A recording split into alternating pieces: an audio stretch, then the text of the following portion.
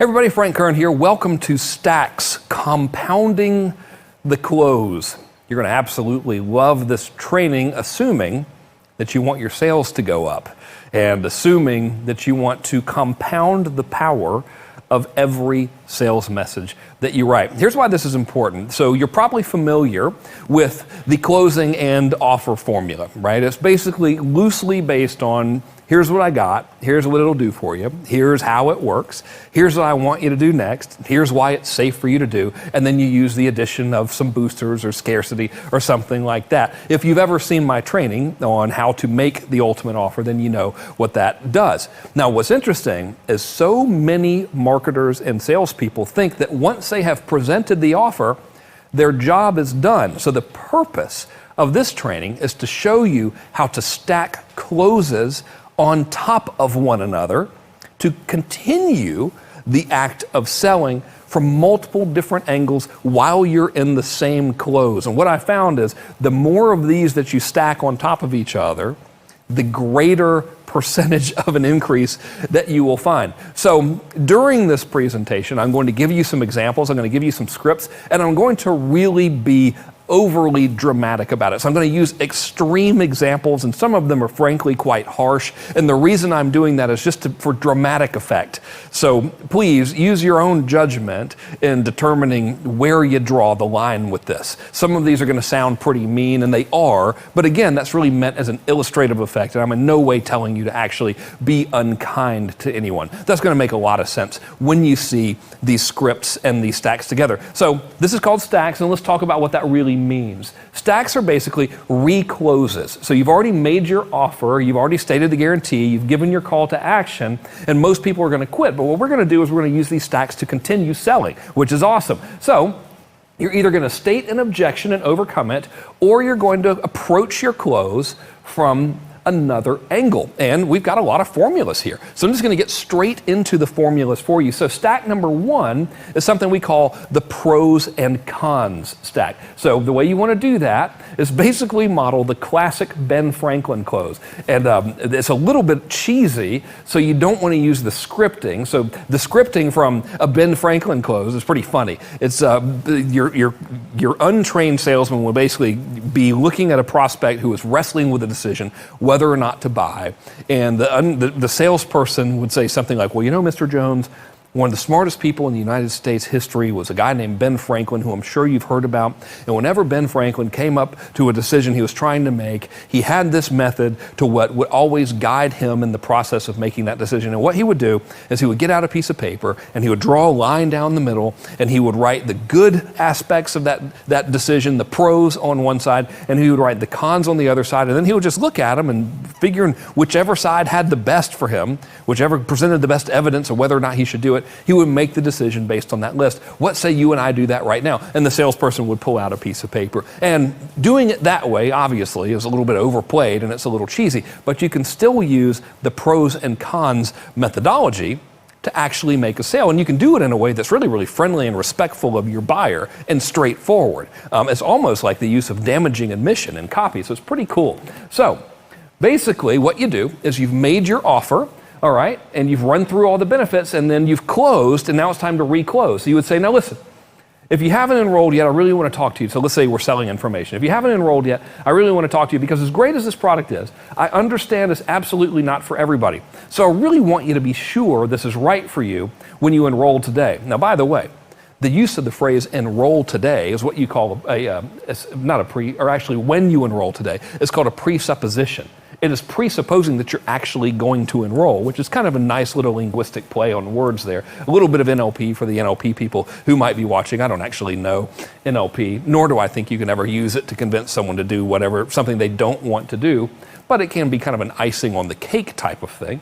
You're never going to beat a good sales pitch for a good product delivered in a good way, and that's what really this is all about. But presupposition is kind of cool because you're saying, hey, you want to be sure this is right for you, which technically is an embedded command. This is right for you when you enroll today. Enroll today, or when you enroll today is a presupposition. Anyway, let's look at what we're doing. We're setting up this pros and cons close. We're saying as great as this is, I understand it's not for everybody, so I really want you to be sure this is right for you when you enroll today. So we're setting this close up, and now we're saying that's why we should take a minute and just go through the pros and cons of what we're about to do together. Now, this is presupposing that they're going to be, in this case, we're selling an imaginary information class or something.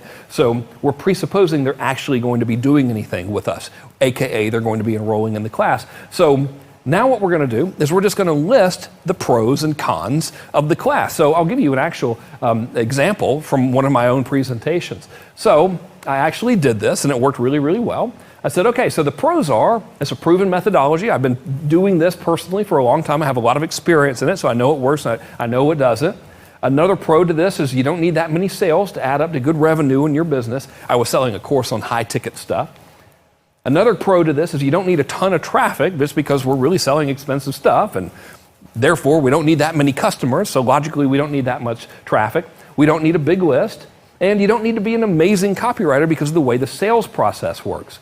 And you really don't need to sell hard if you do everything like I just showed you on today's webinar. Now remember, every close, every offer, every pitch should always be preceded by helpful information.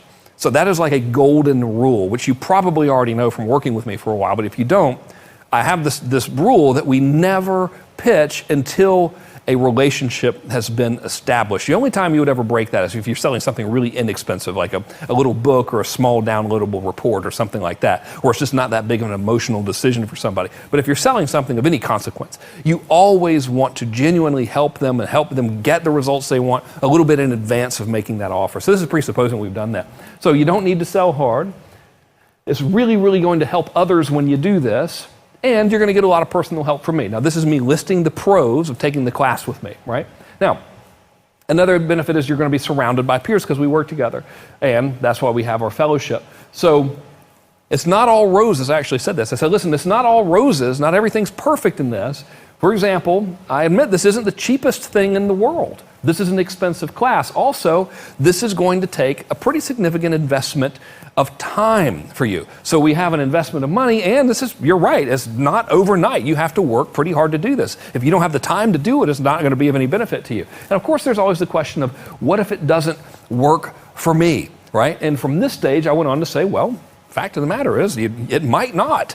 You know, if you're not willing to work hard, if you're not willing to advertise, if you're not willing to follow directions, if you're not willing to stick through the inevitable challenges, it definitely won't work for you, and you shouldn't enroll. But what I've done here is I've restated all of the really big benefits, and then I've listed natural objections to them. Now, here's one thing that's really important to understand. A lot of time, these objections that we think are objections are just complaints. They're just complaining, man, it's expensive. Yeah. It is. Gosh, it takes a lot of time. Yes, it does, right? I mean, when you go to buy like a Rolls Royce or something, you say, man, it sure is expensive. You're just stating the fact that it's expensive. You're not saying, oh, I'm not going to buy it, it's too expensive, unless you can't afford it or something. But in many cases, what we think is an objection is just a complaint. They're just saying, man, that's expensive. Yeah, it is. So if you'll notice, this is a big long stack. This is a short stack. And from this, I would then go on to restate the offer. So I say, well, you know, if after looking at all of this, and if it looks like this makes sense to you, then you really need to go ahead and enroll in the training today. And don't forget, we got the bonuses, and the offer is going to expire, etc. But I have now re-pitched, okay? Let's talk about stack number 2. Stack number 2 is basically where you take an objection and you say, what I'm really hearing is, right? So we're using this to overcome an objection they might have. Remember, we've delivered value, we have made our offer, and now this is after the main offer. We are stacking closes on top of the main offer here. So they've got an objection. Let me give you an example. Basically, you state your objection like a question, and then you reframe it with what I'm really hearing is. So let's say you're selling advanced business training, and all sales are final, so you're not offering refunds. And their objection is, I want a money-back guarantee. Okay. Now, remember earlier when I told you I was going to give you extreme examples for the sake of illustration? I'm about to do that now. So you might not want to be as harsh as I'm going to give you in this example. I'm not typically as harsh as I'm going to give you in this example. It is for the dramatic effect only. Okay, so in this example, you're selling this. Their objection, you're not offering refunds, and their objection is, I want a money-back guarantee. You can say, you know, sometimes people say, hey, this sounds great, but what if I want my money back? And then you would go on in the scripting to say, what I'm really hearing is, hey, I like everything you've shown me, but I'm not sure I can do this. Next, you want to address that question. So essentially, you've taken that objection and you've transformed it into something else by saying what I'm really hearing is. They're asking about a guarantee, and you're basically saying, what I'm really hearing is, hey, I like everything you've shown me, but I'm not sure I can do this, right? And we can address that in a different way. You can demonize a refund, or you can be more compassionate about it. Let's see what I put here in the slides, because I do both during this training.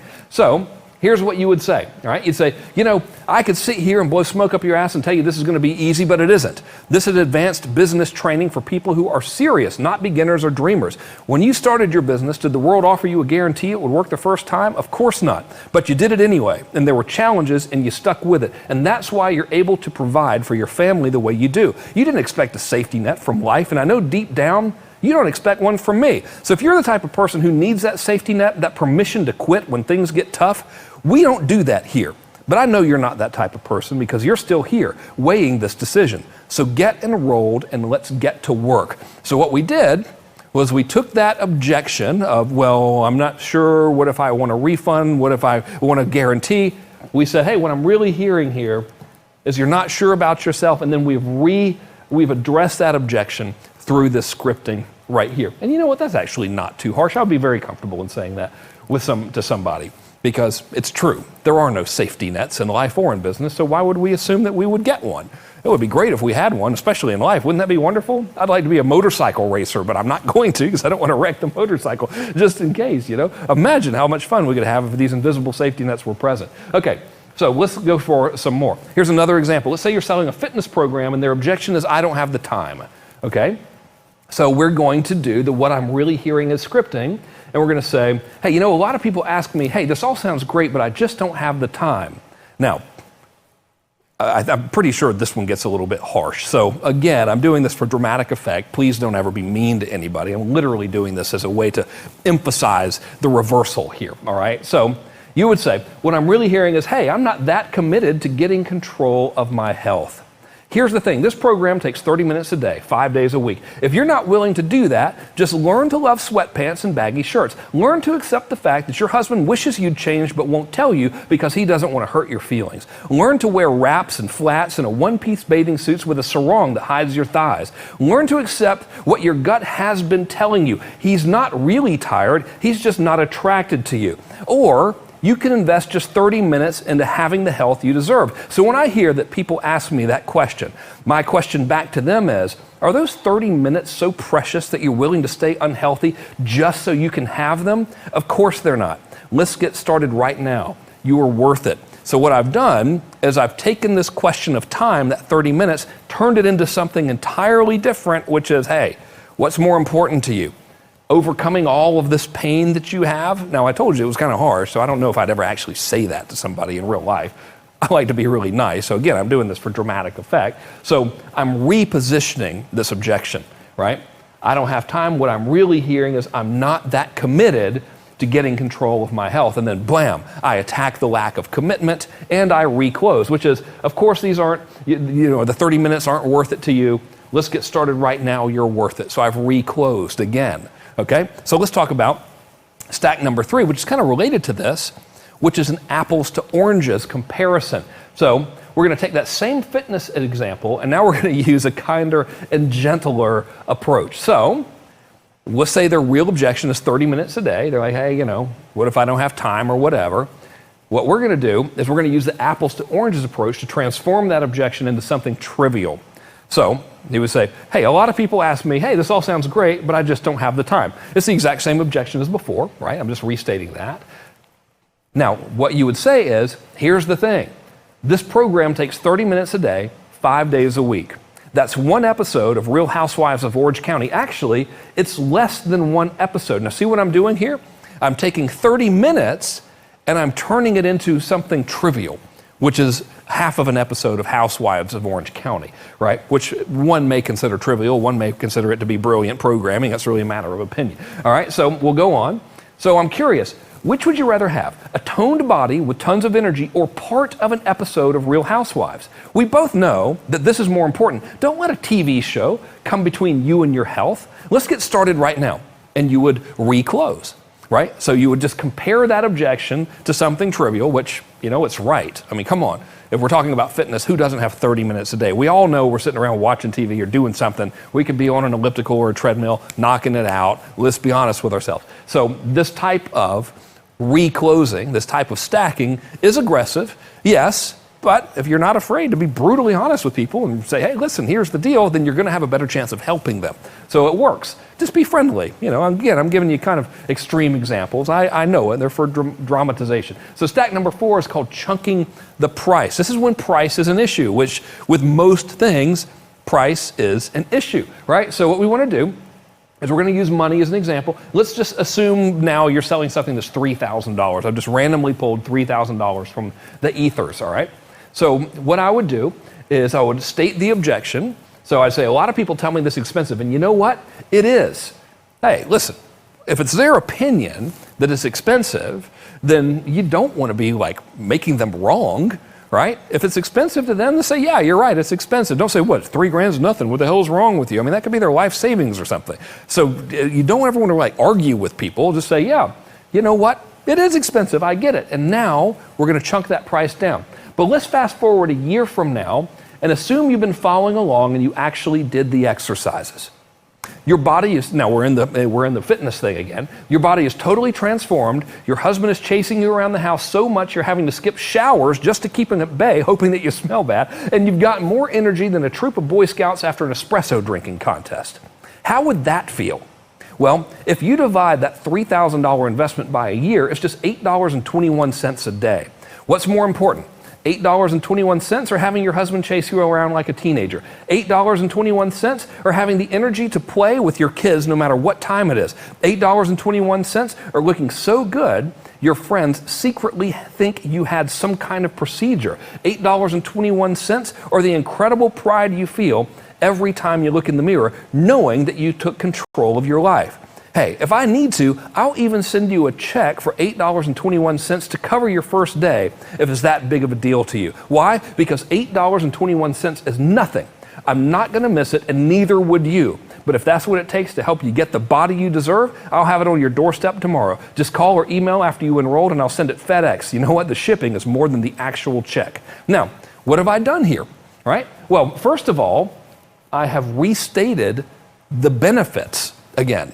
Okay, so let's really dissect this. Number one, I've addressed the objection, which is, you know what, yeah, it is expensive. Okay, so but then what I've done is I'm not making it about $3,000 anymore. I'm making them fast forward a year from now to where if they've actually done the exercises and they've gotten the results that they want, which you should always be able to deliver on your promise, by the way. If you're doing this and you can't deliver on your promise, then you suck, and you're going to get in trouble. So this is a given that you're selling good stuff, you're being cool to people, all right? So now what we've done is I've addressed the objection, I've put their mind off of the objection and now put them into the future where, you know, what if I really did this? And I'm now restating their benefits. Your body's transformed. Your husband's chasing you around the house, all right?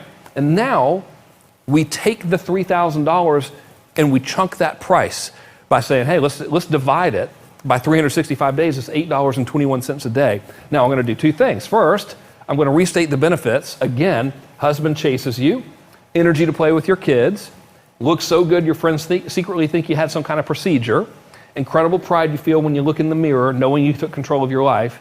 And I'm saying, is $8.21 more important than this?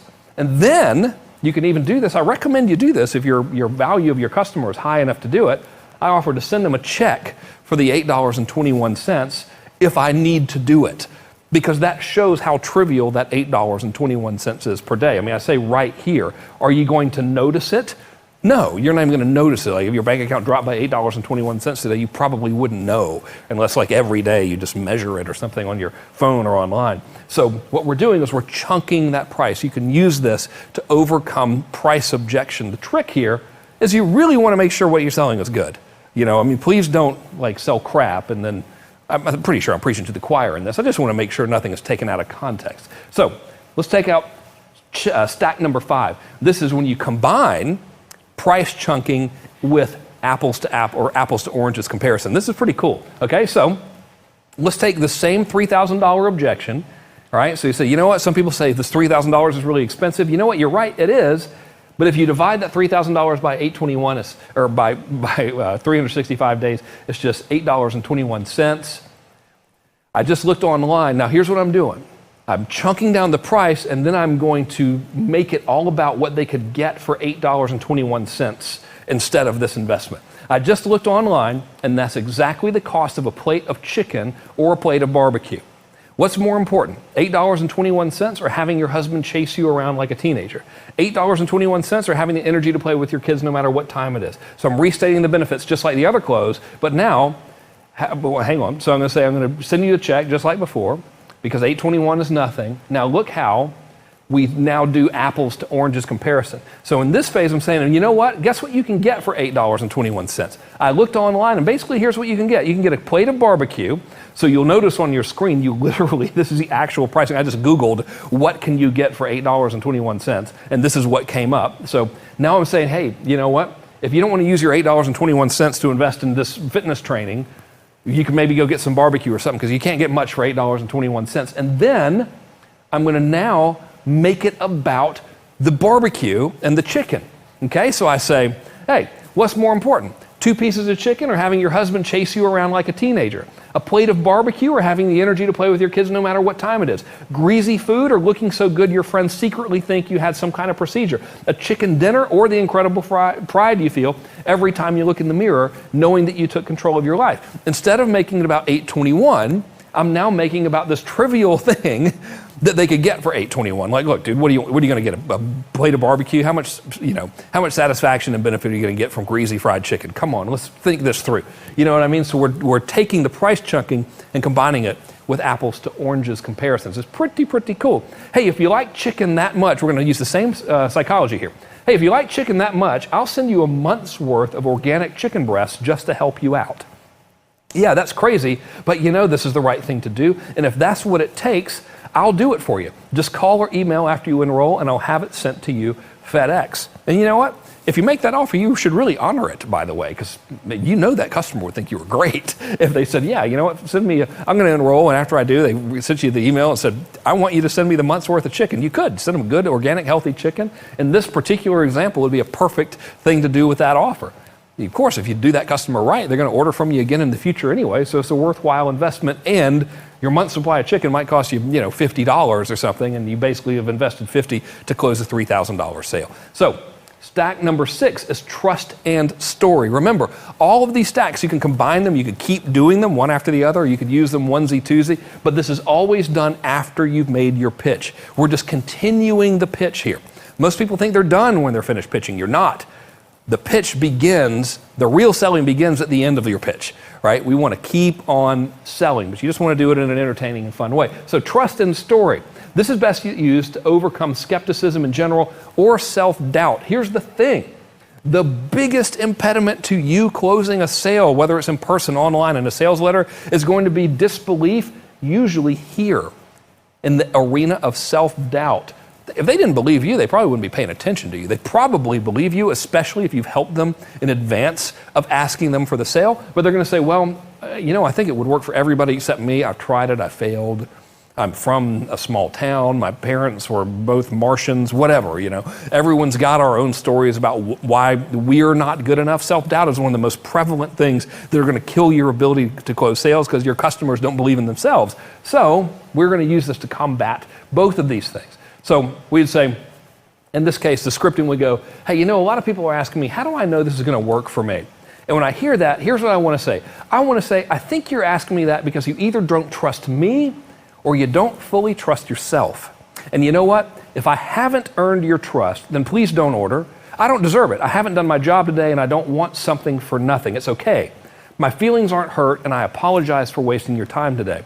But if you do trust me, then what I think you're really saying when you ask me this question is I've got self-doubt and I'm not sure I can actually do this. Now, we've set ourselves up for a story, right? So Watch how we do it. At this stage, you want to be very kind and empathetic. You can't fake this, by the way. So ideally, we want to build their confidence and anchor this decision to purchase something very positive, and it's best to do it as a story. So you might say, and I'm going to script a story. I'm not in any way suggesting that you make up a story or that you're misleading or anything like that. What I'm giving you here in the scripting example is literally just an example. Okay, so please don't go and copy this verbatim and tell deceptive stories that aren't true. I know you wouldn't, but if you're at Starbucks and someone's watching over your shoulder, they might. That guy behind you, turn around, he's right there. Okay, so that's why I'm giving you that bit of a disclaimer. So you might say, I completely understand because I felt the same way about a lot of things. And when I feel that way, if I'm honest with myself, it's because I've tried something and failed and don't want to go through the pain of that failure again.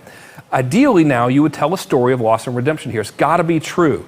That doesn't have to be related to the product though. So you would say, I want to help you by telling you an embarrassing story. This is a total example. When I was a kid, I had terrible self-esteem, mainly because my stepdad and teachers told me I was stupid and lazy. This made me very shy and awkward with girls. Because I didn't have any confidence, I was always amazed when I'd get a girlfriend, and I'd always let them walk all over me.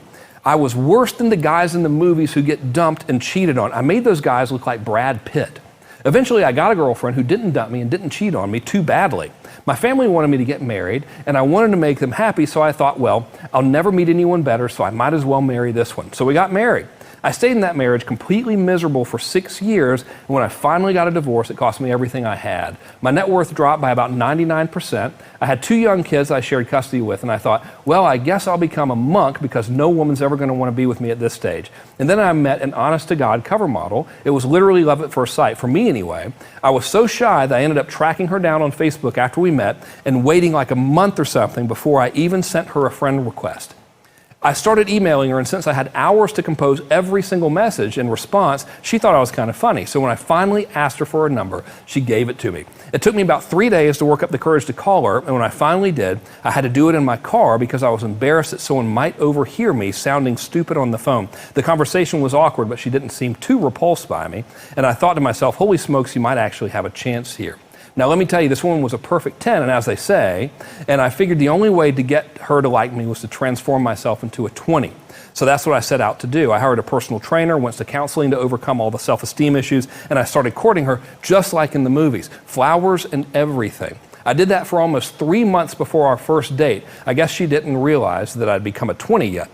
Anyway, the first date turned into a second date, the second date into a third, and eventually we got married. Then we had 2 kids. And when I look at those kids at night, sometimes I think, thank God I didn't let my past failures keep these children from coming into the world. Now notice, this story could be about anything unrelated to the product. What I've really done is I'm demonizing, I'm empathizing first, because I'm saying, hey, I had all these troubles too. And now I'm saying, thank God I didn't let those past failures keep these children from coming in the world. I've literally escalated this issue into something as important as human life. So I've taken this little seed of self-doubt and told the story about overcoming self-doubt and now said, what would have happened had I never overcome it?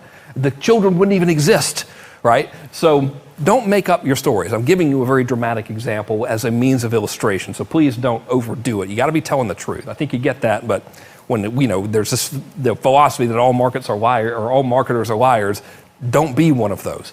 It's not necessary. You can do a better job being straight up and honest with people. So now I might say, so let me ask you, if you had a time machine and could meet me the day before I made that first phone call to her, what would you tell me if I was about to let my past get in the way? Now see, now what I'm doing here in the scripting is I'm putting them in the driver's seat. I'm letting them be the hero. I'm saying, well, you wouldn't let me do that, would you? You wouldn't let me let my self-doubt prevent these children from being born, all right? So psychologically, it's important. So the next thing, I say, would you let me quit on myself, or would you encourage me to give it my best? Of course you'd encourage me, and I'd do the same for you. In fact, that's what I'm trying to do for you right now. My one decision to pick up the phone and make that call changed my life forever, and it seems like you might be facing a similar decision right now. So let me ask you, are you going to let fear and self-doubt cheat you out of the future that you deserve? Now notice this, right here, I'm not making it about them. I'm not saying you're wrong. I'm saying fear and self-doubt are wrong, not them. So it's important. Don't say, hey, you're being a wuss, you're stupid, whatever. You want to be empathetic. And you can't fake empathy, by the way. So you really have to understand where your prospects are coming from. If they have fear and self-doubt, and you probably do, because we're all human. We all have the same stuff, Thankfully, this is good. It makes things easier for us to do. So I'm here to tell you right now to stand up for yourself and claim the happiness you deserve. And now I've repitched. Okay, so I'm able to repitch again. So it's a very emotional way of getting to the sale, and studies have timelessly shown that people make decisions on emotion far more often than they do on any rational evidence or anything like that. So it helps. Just please use responsibly. Okay, so our next stack is what you call the worst case, best case stack, okay? So this is similar to the pros and cons stack, but it's very conversational. So let's assume we've given our pitch and they still haven't ordered. You might say, if you haven't ordered already, I can only think it's because you're worried about making a bad decision. And you know what? Maybe you are. Now, anytime you've got an objection that you're going to address, you never want to make them wrong, right? You always want to say, hey, maybe you are. If they say, or if the objection is, this is very expensive, you say, you know what, it is expensive.